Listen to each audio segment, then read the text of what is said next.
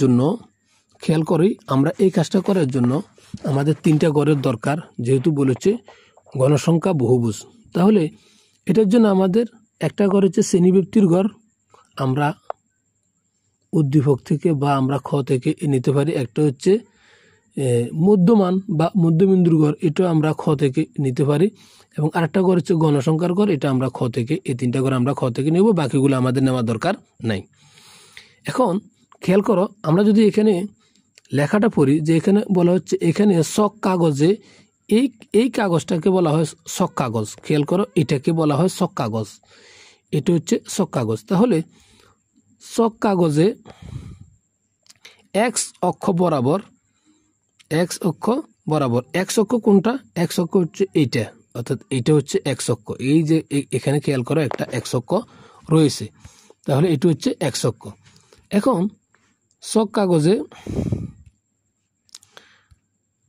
কাগজে এক্স অক্ষ বরাবর প্রতি 2 ঘরকে শ্রেণীর মধ্যবিন্দুর 1 একক আমরা ধরব। এখানে যে এক্স অক্ষটা রয়েছে, এটা এখানে যে এক্স অক্ষটা রয়েছে, এই এক্স অক্ষটাকে আমরা প্রতি 2 ঘরকে আমরা 1 একক ধরব। এবং ওয়াই অক্ষে খেয়াল করো, এবং ওয়াই অক্ষ বরাবর প্রতি 1 ঘরকে গণসংখ্যার 1 একক ধরে গণসংখ্যা বহুভুজ অঙ্কন করা হলো।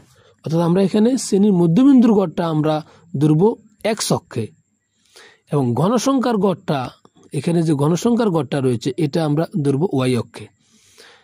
তো আমরা এখন তাহলে ধরি, খেয়াল করো। তো এখানে 46 যেটা রয়েছে শ্রেণীর মধ্যবিন্দু, এটা হচ্ছে এই জায়গায় 46, এবং 46-এর গণসংখ্যা হচ্ছে 4, এখানে কিন্তু আমাদের 4। এরপরে হচ্ছে 51 আমাদের এই মধ্যবিন্দু, এখানে আমরা 51 ধরলাম। এখানে 46 থেকে 51 পর্যন্ত 10 ঘর, এখানে আমরা ধরলাম। এখানে হচ্ছে আমাদের 11, এখানে 5, এখানে 10 এবং 1 11।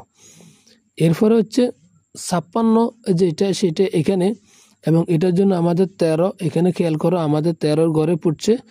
এরপরে হচ্ছে 56-এর পরে 61, জন্য আমাদের হচ্ছে 19, তো এখানে হচ্ছে 61, এটার জন্য আমাদের 19।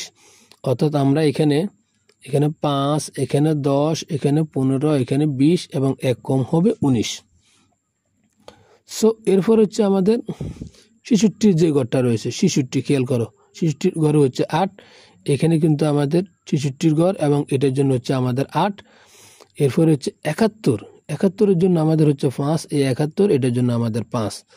তো ডিয়ার লার্নার, আমাদের অঙ্কটি কেমন লাগলো? যদি ভালো লাগে তবে তোমরা অবশ্যই লাইক, কমেন্ট, সাবস্ক্রাইব করতে ভুলবে না। আল্লাহ হাফেজ।